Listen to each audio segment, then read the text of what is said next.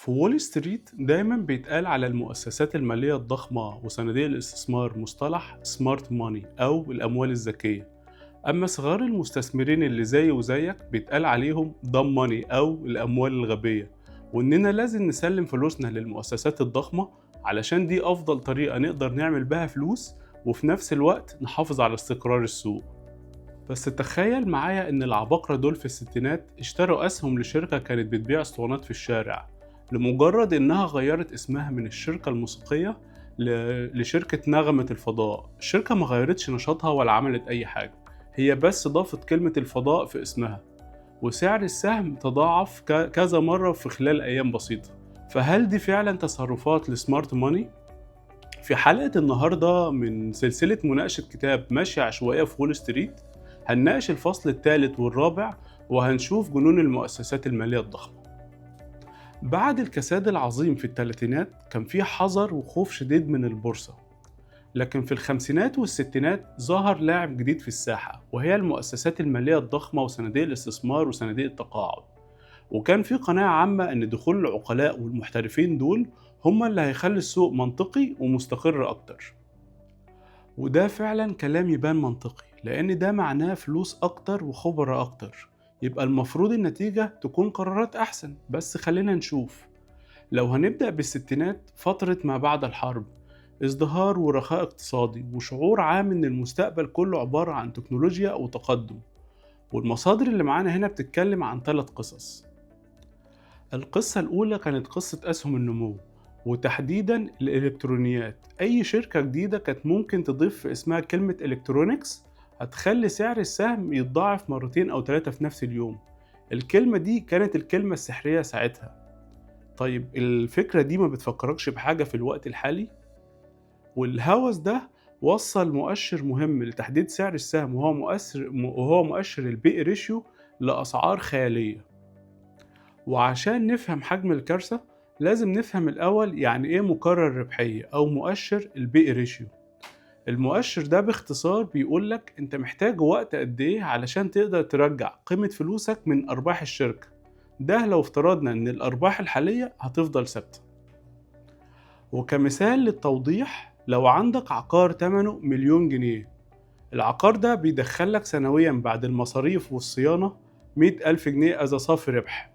طيب كده البي ريشيو عندك او مقرر الربحيه هيساوي البرايس اللي هو مليون جنيه مقسوم على الربح اللي هو 100,000 جنيه، فكده البي ريشيو بتاعتك او مقرر الربحيه هيبقى 10.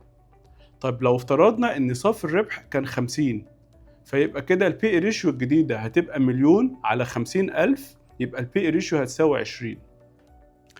النقطة التانية اللي عايزك تعرفها عن البي ريشيو إن مش كل الشركات زي بعضها. في شركات في قطاعات سريعة النمو زي قطاع التكنولوجيا المستثمر ممكن يدفع فيها من 20 أو 30 بي ريشيو ما تعتبرش غالية، لأن الشركات دي بتكبر بسرعة، فبالتالي الأرباح هتزيد بطريقة سريعة، وبالتالي هيقدر يرجع فلوسه في فترة أقل بكتير من 20 أو 30 سنة. على الجانب الآخر الشركات بطيئة النمو أو الشركات المستقرة، حاجة زي فودافون مثلا شركة اتصالات قديمة، أو حاجة زي فورد شركة عربيات قديمة. الشركات دي بطيئة النمو والمستثمر بيحب يدفع فيها بي ريشيو أذا 8 مثلا أو أقل من كده. ولو سعر الشركة دي وصل لحاجة زي 20 بي ريشيو ده بتعتبر غالية جدا. وعلشان كده المتوسط الطبيعي والعائل للسوق الأمريكي للبي ريشيو ممكن يبقى في رينج من 15 ل 20، وده بيحتوي على كل من الشركات سريعة النمو والشركات بطيئة النمو. نرجع تاني لقصة الإلكترونيات، تفتكروا البي ريشيو وصلت لكام؟ 30 50؟ للأسف المصادر بتقول إن البي ريشيو وصلت ل 100 و200. فلحظة واحدة عشان نستوعب يعني إيه 200 بي ريشيو. لو رجعنا تاني لمثال العقار اللي بمليون جنيه ده إيجاره السنوي كله على بعضه هيبقى 5000 جنيه. فده يعني إيه 200 بي ريشيو؟ فهل دي فعلا سمارت ماني زي ما وول ستريت بتحب تقول عليها، أو حتى في حد عاقل يعمل كده؟ وللأسف طبعا مش محتاج أقول إن مفيش فقاعة اقتصادية بتكمل للآخر. يعني في سنة 1962 الفقاعة دي انفجرت، وشركات الإلكترونيات دي خسرت أكتر من 90% من قيمتها، والفلوس دي حرفيا اتبخرت. وبما إن الذاكرة المالية قصيرة جدا، بمجرد ما القصة الأولى انتهت ظهر وهم جديد، والفكرة المرة دي فكرة عبقرية بس في الاحتيال المحاسبي. الموجة دي اسمها موجة التكتلات أو ما تسمى بالكونجلوميرات.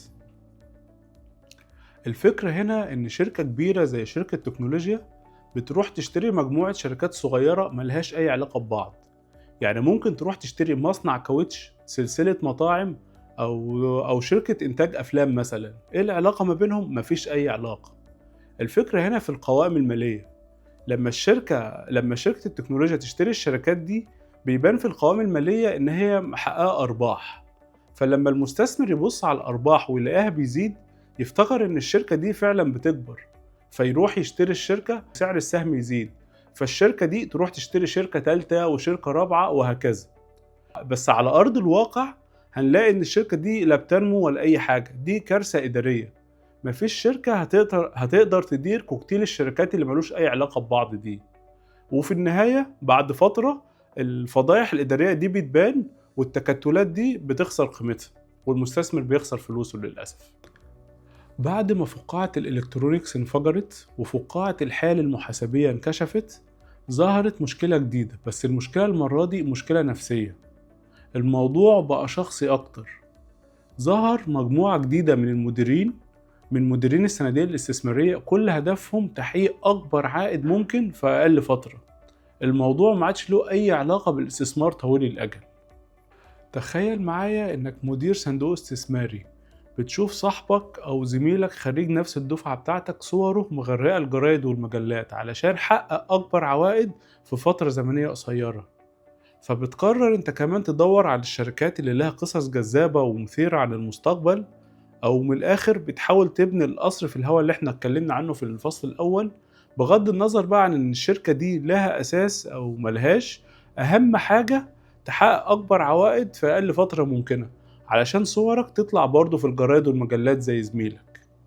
المشكلة هنا بقى ان نفس الناس اللي صورها بتطلع في الجرايد والمجلات علشان حققت ارباح ضخمة، هم نفس الناس اللي خسرت كل حاجة في النهاية. بس المشكلة الناس بتبقى متوقعة نتيجة مختلفة. وبعد ما فقاعة الشركات اللي ملهاش أي أساس دي انتهت، السوق اتعلم الدرس، وكأن المستثمرين بيقولوا احنا معدناش هنستثمر تاني في الشركات اللي ملهاش أي أساس دي، مش هنستثمر بس غير في المضمون. والكاتب هنا بيتكلم عن فكرة جديدة ظهرت في السبعينات، أو ما تسمى بالخمسون الرائعون، نفتي 50. المرة دي الفكرة مختلفة تماما. المشكلة دلوقتي ما بقتش في جودة الشركات، بالعكس، الشركات دلوقتي شركات عملاقة ومستقرة. المشكلة الرئيسية هنا في السعر اللي المستثمرين مستعدين يدفعوه. كان في تصور عام إن بما إن الشركات دي عملاقة ومستقرة يبقى تقدر تدفع فيها أي تمن، لأن الشركات دي أرباحها مستقرة. وأكبر مثال على الموضوع ده شركة عملاقة زي شركة IBM. شركة IBM كانت الملك ساعتها، شركة ضخمة عملاقة أرباحها مستقرة، والتصور العام إن الكمبيوتر هو المستقبل، يعني ده كده رهان مضمون.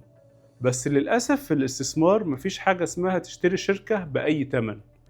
ولما السعر زاد قوي، ولما السعر وصل لأرقام فلكية، السعر وقع، وشركة IBM خسرت أكتر من 60%، والمستثمرين احتاجوا أكتر من 10 سنين علشان بس يرجعوا نفس رأس المال اللي بدأوا بيه.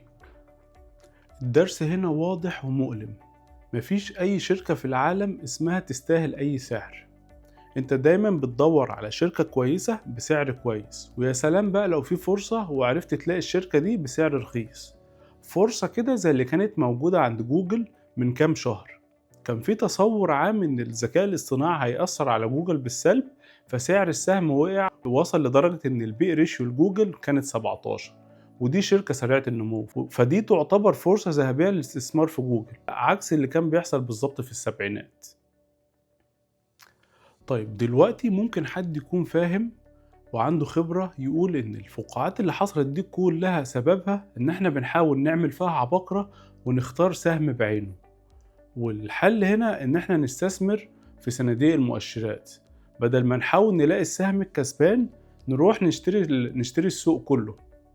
وده فعلا كلام يبان منطقي، والتاريخ أثبت إن الاستثمار في صناديق المؤشرات أقل خطورة من الاستثمار في أسهم بعينها.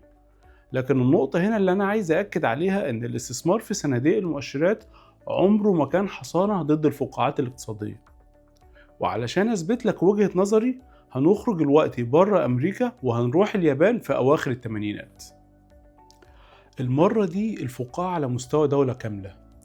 اليابان بعد الحرب العالمية التانية في خلال عقود قليلة حققت ما يسمى بالمعجزة الاقتصادية.